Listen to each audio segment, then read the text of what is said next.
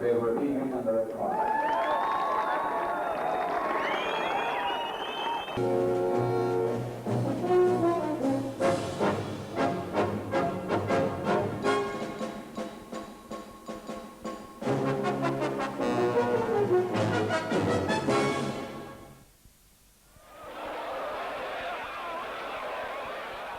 I'm just a boxer when most boxers can't even talk.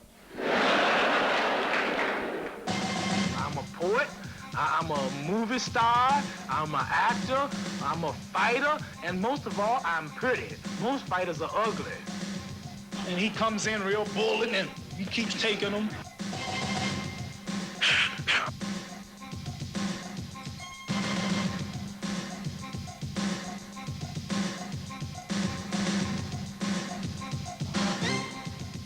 He must lose in a round I choose. I know it must be good. My wife's laughing. More than any other American, he's a being who is constantly redefining himself, you know.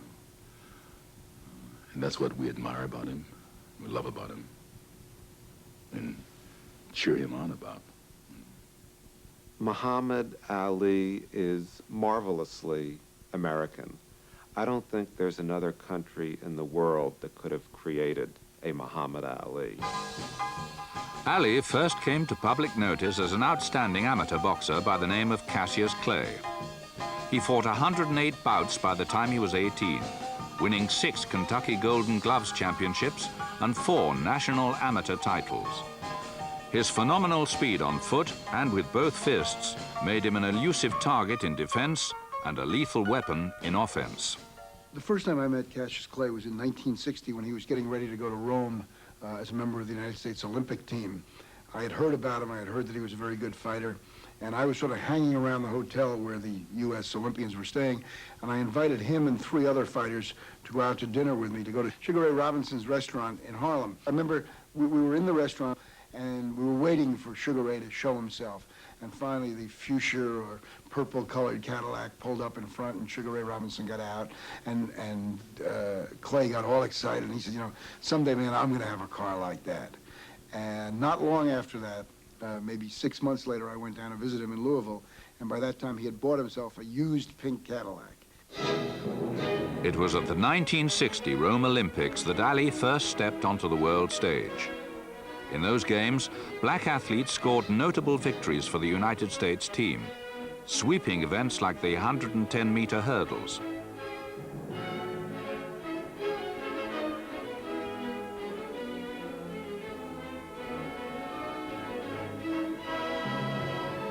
Back in the Olympic Village, the effervescent Ali was making friends with everyone. But in the ring, he was all business.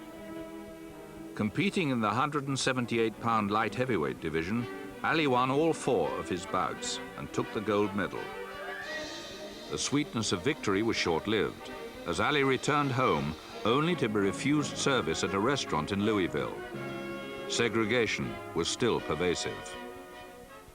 I said, I'm sorry, our management does not allow us to serve niggers in here. Ali's indignation at this treatment was something other successful black athletes had felt, but few had acted on with such boldness.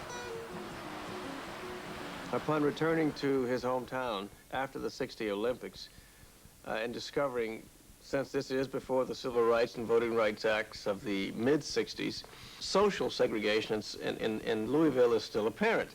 After having won this gold medal for the United States in a foreign country. He comes back and he's disgusted with it, and genuinely so. And I remember him having taken this gold medal from around his neck and either threw it in a river or threw it someplace. Anyway, it was an act of defiance, and that made you feel pretty good.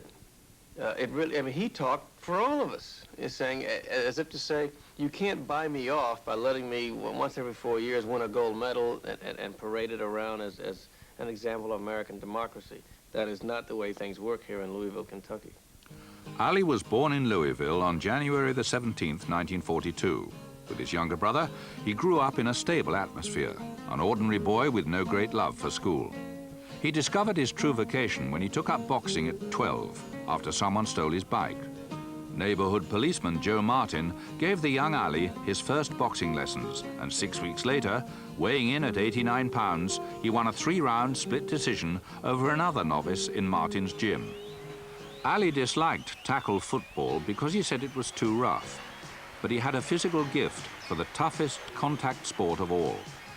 His hand speed and ability to move with the grace of a ballet dancer gave him a fighting style unique in the heavyweight ranks. It was exciting to watch, unless you were the one in the ring with him. Then it was a question of seeing his lightning-fast punches before they landed, something few opponents were able to do. After an amateur record of 161 wins and 6 losses, Ali turned professional in 1960. The move was financed by a syndicate of 11 white Louisville businessmen. The grandson of a slave then went out and won his first pro fight in an arena called Freedom Hall. The first well-known boxer to fall to Ali was Archie Moore, the durable former light heavyweight champ who had briefly trained Ali. It was in Angelo Dundee that Ali found an exceptional trainer and friend who would stay with Cassius Marcellus Clay his entire career. His brother, Rudolph Valentino Clay, himself a boxer, also helped Ali to prepare for his bouts. Ali stayed close to home in his first full year as a prize fighter, fighting 4 of his 8 matches in Louisville and winning all of them. From his mother, Odessa, he inherited a warm-hearted and spiritual nature. From his father, Cassius Clay Sr., he received his artistic streak and a gift of the gab that even in the early days earned Ali nicknames like the Louisville Lip and Mighty Mouth. Nobody realized that Ali would go on to transcend the boundaries of sports, that he would become a towering social, political, and religious figure by the time he reached middle age. Just as Jack Johnson destroyed the myth of white physical superiority in 1910 when he beat heavyweight Jim Jeffries, Ali's career put to rest the idea of the compliant Negro of American life in the 1960s. In 1963, Ali flew to London to make his first foreign appearance as a pro, fighting British heavyweight Henry Cooper. Ali reinvented the traditional pre-fight weigh-in, turning it from a somber ritual into a media spectacle, a ploy he said he learned from wrestler Gorgeous George. But when Ali predicted the round that Cooper would fall in, it wasn't just a stunt, and Cooper did go down in 5. Ali made such forecasts in 17 fights in his career and was right, amazingly, in all but 4. In every other respect, Ali was unpredictable. Former heavyweight champion Floyd Patterson was attempting to win his title back at this time. In storybook fashion, Patterson had used boxing to escape the poverty and crime of the ghetto. But his formidable opponent was Sonny Liston, an ex-convict and one of the most feared men in, and for that matter, out of boxing. Well, I predicted Sonny Liston to win the fight in about 3 rounds. He'll stay the champion until he meet me. After Patterson's second loss to Sonny Liston, the stage was set for Ali to challenge the champ in his own inimitable manner. I predicted 8 on Sonny Liston, but he kept popping off about I talk too much, I need a glove down my throat, and it's going to take a doctor to cut it out, and he made me mad, and I had to cut that prediction from 8 rounds to 6 rounds. Liston must fall in 6. I was a little embarrassed, yes, because this brashness, this bravado, braggadocio, is a relatively recent phenomenon with black athletes. In the 1950s, the early 50s, when black athletes started to come into the major team sports, basketball, football, and baseball, people were like Jackie Robinson. They were humble. I mean, the idea was you were grateful to be able to play. It was only in the 60s that it changed to, damn it, not only am I grateful, but I deserve to be here, and I know some others who should be here who are not here. So Ali was one of the first to change the tone and the outlook of black athletes in the major sports. If you like to lose your money, then be a fool and bet on Sonny. But if you want to have a good day, then put it on Clay. Right from the beginning, Clay thought he could beat Liston. He knew how he was going to do it. He did it partly with this mental warfare of acting crazy. He had heard that Liston was afraid of insanity, that insanity terrified Sonny Liston. So he put on this show of acting as though he was insane. And right away, he got a psychological edge. Then, of course, in the ring, he got a physical edge. Yes, the crowd did not dream when they laid down their money that they would see a total eclipse of the sun.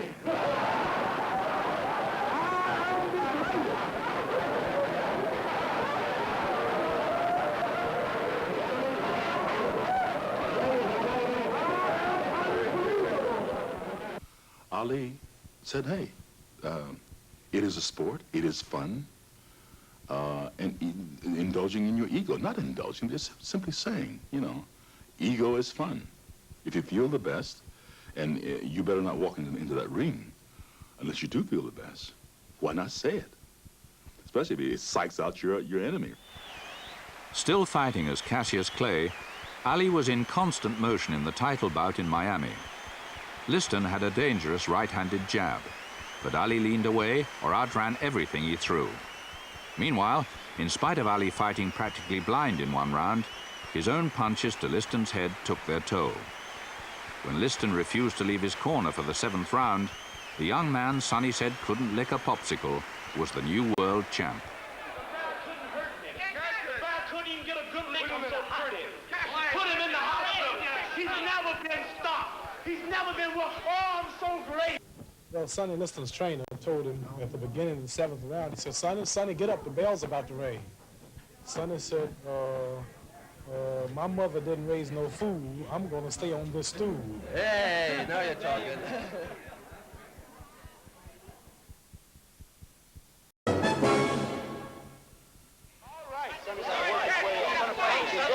I'll fight. I want everybody. Oh, man. Oh, don't nobody want the public. Everybody's talking now. Don't nobody want me. Don't nothing with a fool want to fight me. And the public know you can't pick a man in the world to whoop me. If it wasn't for Angelo Dundee, Cassius Clay probably would not have become heavyweight champion of the world that night. And if he had lost to Sonny Liston, if the fight had been stopped between rounds because he was having trouble seeing, it's highly unlikely, because of his Muslim affiliation and because of the skill he showed against Liston, that he would have been given the chance to fight for the title again. The Nation of Islam was a religious sect that began in Detroit in the 1930s and reached a membership of nearly 800,000 believers by the 1960s. The day after defeating Sonny Liston, Cassius Clay converted to this new faith and adopted a name that the white media found difficult to take seriously. Cassius Clay was my slave name. I'm no longer a slave. What does it mean? Muhammad means worthy of all praises, and Ali means most high. Malcolm X, spellbinding orator and intellectual of the black movement, became Ali's advisor. It was Malcolm X who converted him. It was not Elijah Muhammad. I think, you know, Elijah Muhammad was a charlatan to a certain degree, but Malcolm X was a very bright man, a very charismatic man, a very powerful speaker. I used to sit with Malcolm X in the Teresa Hotel up in Harlem, and he would charm you. I mean, he could charm anyone. And there was a lot of Ali in Malcolm X, or vice versa. So that was a very good marriage. It gives me great pleasure and an honor and a privilege at this time to introduce to you and present to you the messenger of Allah, your and my beloved leader and teacher, the most honorable and humble Elijah Muhammad.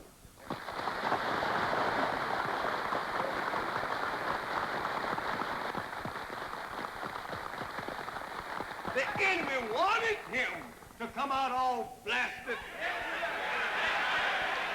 They had said that he would, Liston would tear up that pretty face of yours. But Allah and myself said no.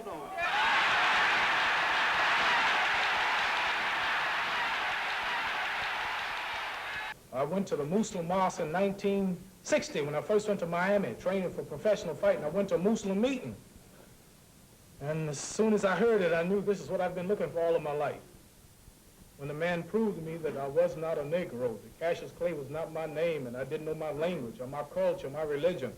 And when he showed me I didn't completely know myself, then I had to sit and listen. And there's no question that Malcolm X was his primary mentor.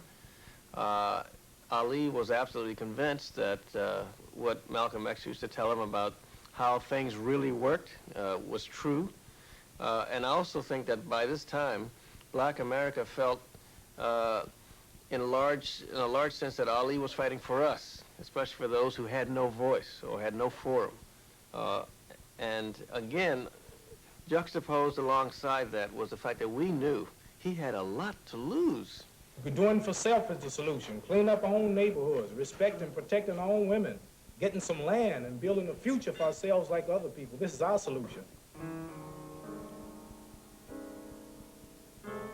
Malcolm's increasingly radical viewpoint created a rift in the Nation of Islam, even while it struck a responsive chord in the long-suffering black neighborhoods of America's major cities. Ali decided to side with Elijah Muhammad after statements Malcolm made were misrepresented in the media. He did a few unwise things. A plane crashed in Europe somewhere with 130 whites on it from Atlanta. And he praised the death of these people dying such a tragic death.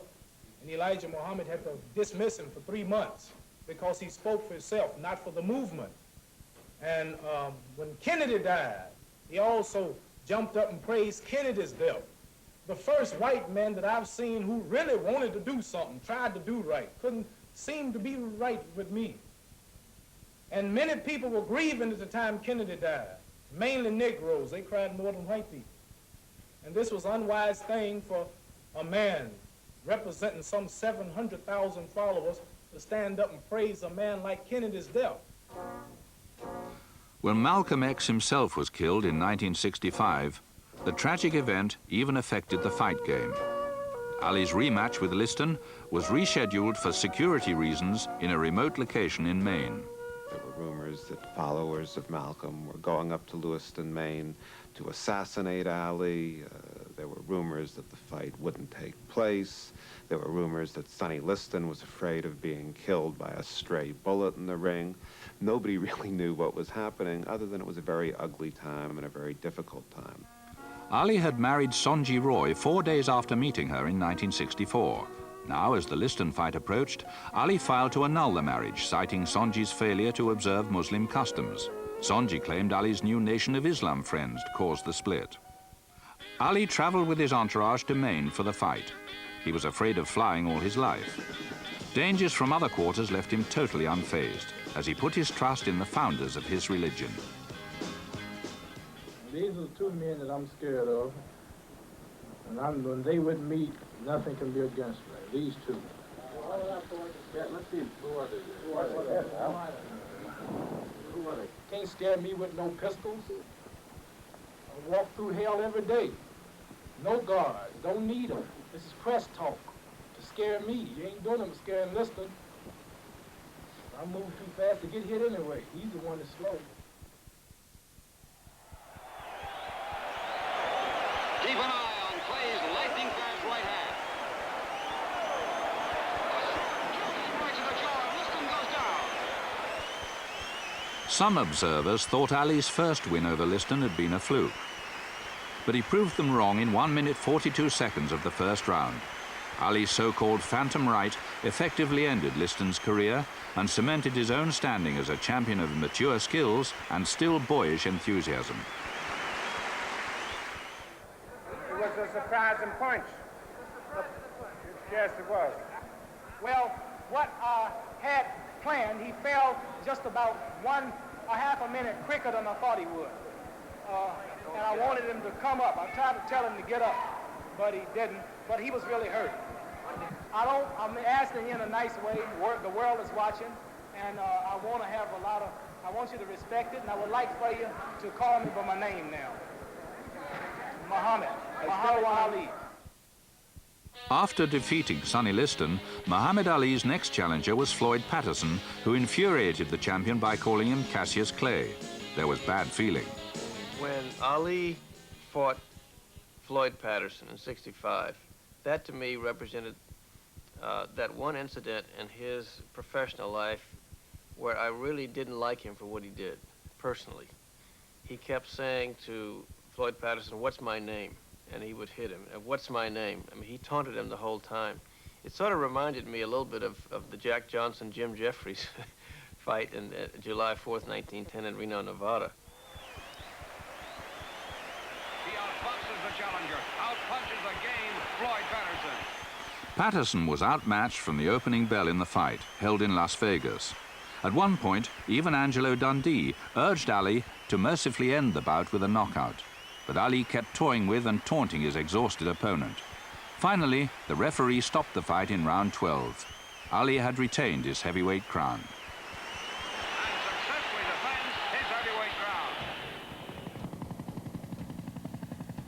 The Patterson fight was soon forgotten as 1966 saw a major escalation in the war in Vietnam. Then, as an increasingly divided nation debated the rights and wrongs of this conflict, Muhammad Ali made a decision that thrust him into the middle of the controversy. Thousands of young Americans were being drafted to fight in the war at this time, but the Nation of Islam preached against participation. On April the 3rd, 1967, Ali was ordered to report to the U.S. Military Induction Center in Houston.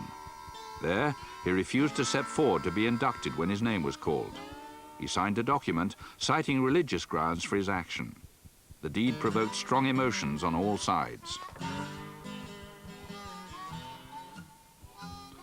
A group of prominent black athletes, including Lou Alcindor, later Kareem Abdul-Jabbar, football great Jim Brown, and others, met with Ali in a gesture of support for what they viewed as a courageous act of conscience.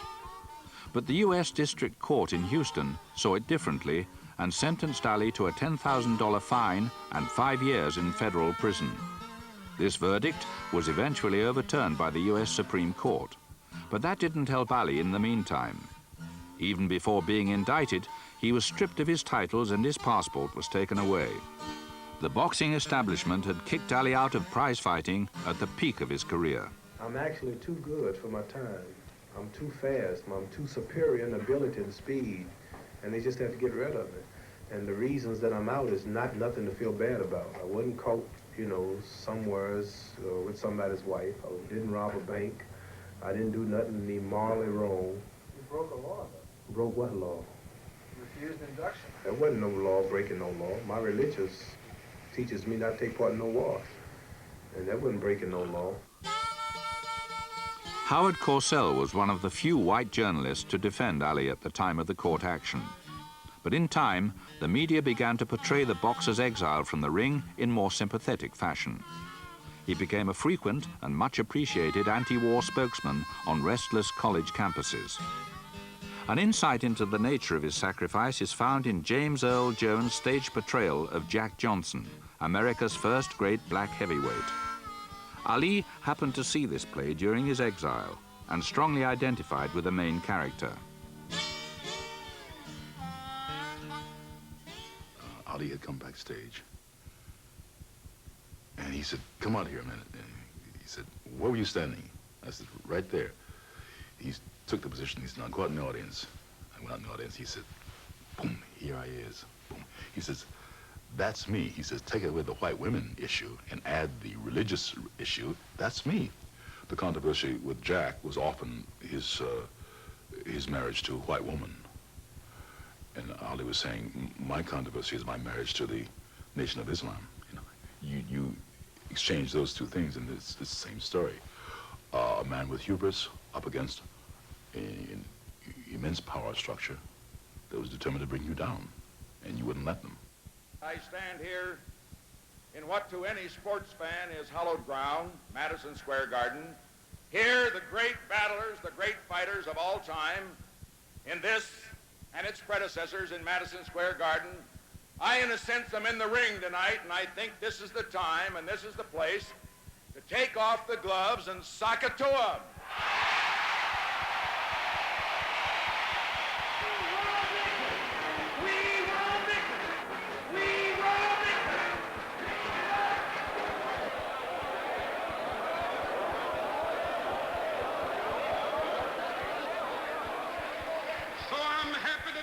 not worried about anything. I'm not fearing any man.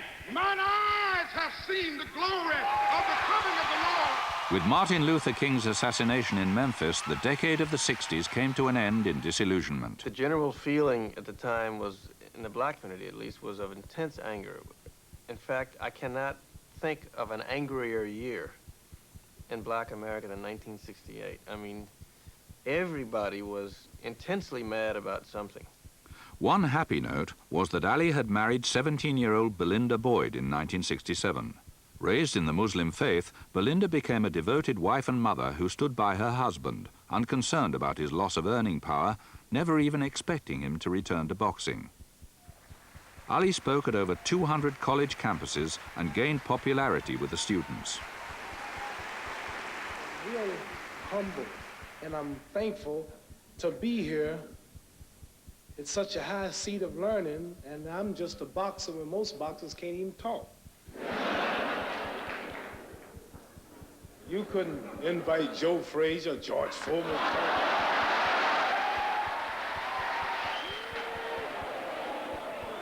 In looking back over the early part of his career, observers believe Ali's fight against Cleveland Big Cat Williams might have been his finest bout of all.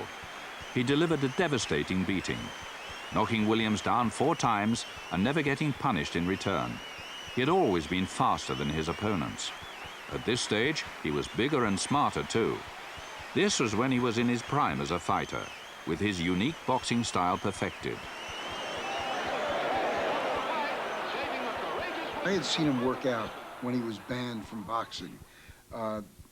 This time back in 1969, after he and I and Tom Seaver had dinner in Chicago, we went back to our hotel and we went up to my room, the 3 of us, and Ali took off his shirt, his tie, and his jacket. And with Seaver and me sitting on the bed watching him, he shadowboxed for half an hour and recited poetry most of the time while he was shadowboxing. And his body was so perfect. His movements were so beautiful. It was better than watching anyone else fight. He had this extraordinary method of fighting where he would be completely out of range of an opponent. And then he would start to throw a punch